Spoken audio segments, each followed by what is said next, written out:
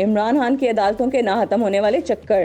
اسلام آباد high court نے chairman Tehreek Insaf Imran Khan کے خلاف 2 مقدمات میں 8 جون تک توسیع دے دی ہے۔ عمران خان کے اقدام قتل اور بغاوت کے مقدموں میں عبوری ضمانت کی درخواست پر اسلام آباد ہائی کورٹ کی سماعت ہوئی۔ عمران خان کی جانب سے ان کے وکیل بیرسٹر گوہر عدالت میں پیش ہوئے۔ عدالت نے عمران خان کی آج حاضری سے استثناء کی درخواست منظور کرتے ہوئے عسکری اداروں کے افسران کے خلاف بیان بیازی کے مقدمے اور محسن شاہ نواز رانجھا کی مدعیت میں درج اقدام قتل کے مقدمے میں 8 جون تک عمران خان کی عبوری ضمانت میں توسیع دے دی ہے۔ اس کے ساتھ عمران خان نے 9 مئی یا اس کے بعد درج کسی بھی مقدمے میں گرفتاری رکوانے کے لیے بھی لاہور ہائی کورٹ سے رجوع کر لیا ہے۔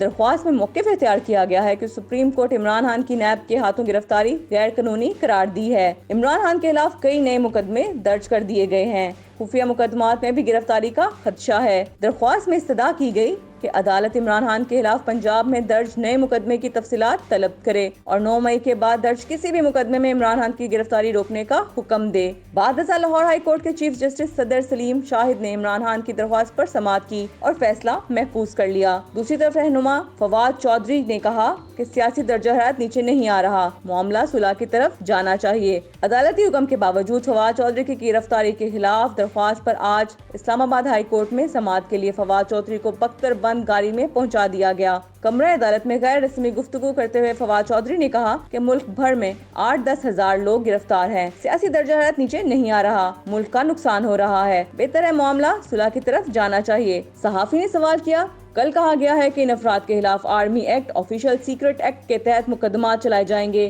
جواب میں فواد چودھری نے کہا کہ اپنے لوگوں کے خلاف ایسے مقدمات چلائے جائیں گے۔